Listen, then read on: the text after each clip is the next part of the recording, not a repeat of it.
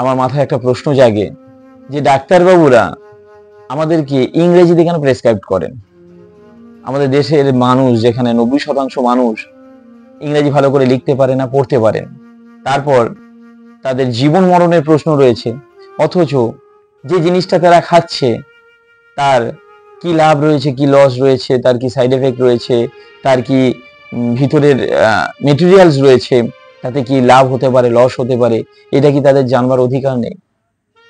তাহলে যে ভাষায় তারা বোঝে না, যে ভাষা তারা জানে না, এবং কিছু সিম্বলিক ওয়ার্ড হতে থাকে, সিম্বলিক ল্যাঙ্গুয়েজ থাকে, সেগুলো তো আরো কঠিন।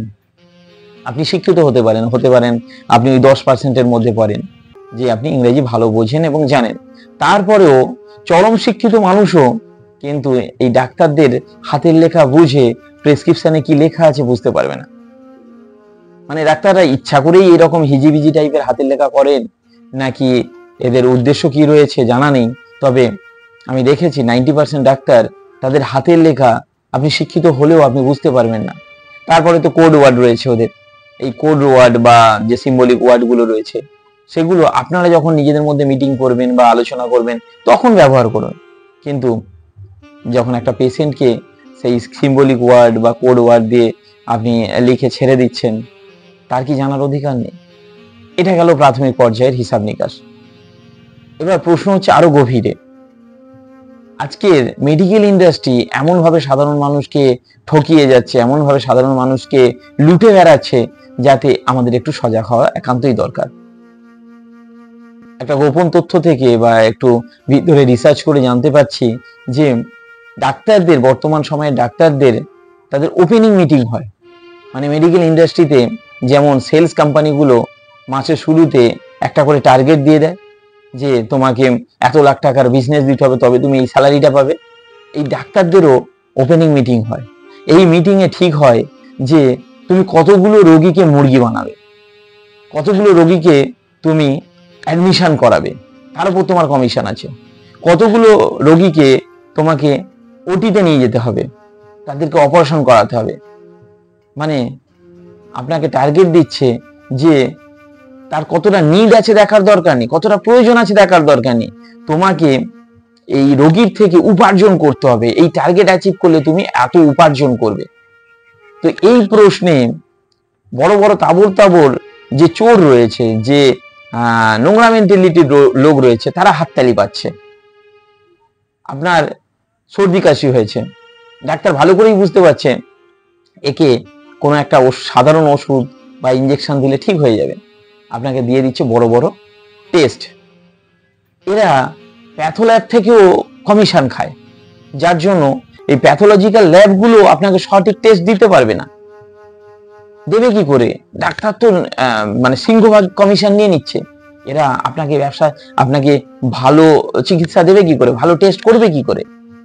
এরা মেডিসিন কোম্পানি থেকে, মানে ফার্মা কোম্পানিগুলো থেকে কমিশন খায়। তো ভালো ওষুধ আমরা পাবো কোথায়?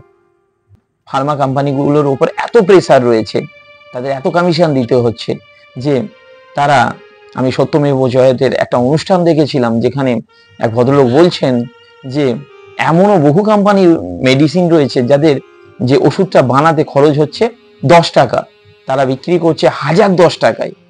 20 টাকার ওষুধ 20,000 টাকায় বিক্রি হচ্ছে। এমন কিছু ইঞ্জেকশন রয়েছে, আমি একটা ওষুধের নাম বলছি না, আমি ব্যাচেলর অফ অপটোমেট্রিতে যেহেতু পড়াশোনা করেছি, চোখের একটা ইঞ্জেকশন আছে, সেই ইঞ্জেকশনটা কেনা দাম পড়ে ওই ধরুন 1000, 1200, 2000 টাকা, বিক্রি হয় 18-20 হাজার টাকা। তো এইগুলো আমি নিজে চোখে দেখেছি। ডাক্তাররা শুনলে অবাক হয়ে যাবেন যে অ্যাম্বুলেন্স করে আমরা রোগীকে নিয়ে যাই, ওই অ্যাম্বুলেন্স থেকে কমিশন খায়। মানে এখান থেকে ওখানে ট্রান্সফার করলে অ্যাম্বুলেন্স ভাড়াটা দিতে হবে, তাহলে ওই ভাড়াটা নেবার জন্য, ওই কমিশনটা নেবার জন্য ইচ্ছা করে আপনাকে অন্য জায়গায় পাঠানো হচ্ছে। তো ভাবা যায় যে যে অপারেশনটা আপনার দরকার নেই, জোর করে আপনাকে সেই অপারেশনটা করানো হচ্ছে। আমরা সবাই এগুলো জানি, কিন্তু আমার ভিডিও উদ্দেশ্য হচ্ছে আমরা একটু অ্যালার্ট হওয়ার দরকার আছে। একটু যদি খেয়াল করেন বুঝতে পারবেন, 90 দশকের 80 দশকের যারা আমরা ছেলেরা ছিলাম, কিংবা 2000-2010-এর কাছাকাছি যে মানুষরা আমরা ছিলাম, আমাদের মায়েদের সিজার হতো কত %?